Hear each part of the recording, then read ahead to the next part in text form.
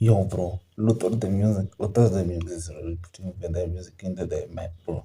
Like literally not so long ago, it was featured on Kanye's and what's that guy? Le Mike Crazy song.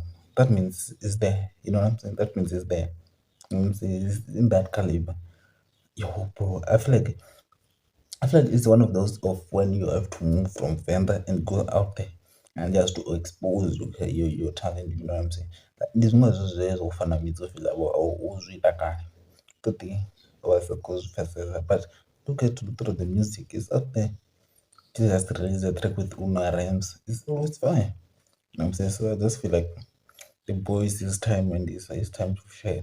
I don't know, they still distance regularly because of there's nothing that Disney is pushing to him. I don't know. Maybe they are no longer invested, or maybe we can find that as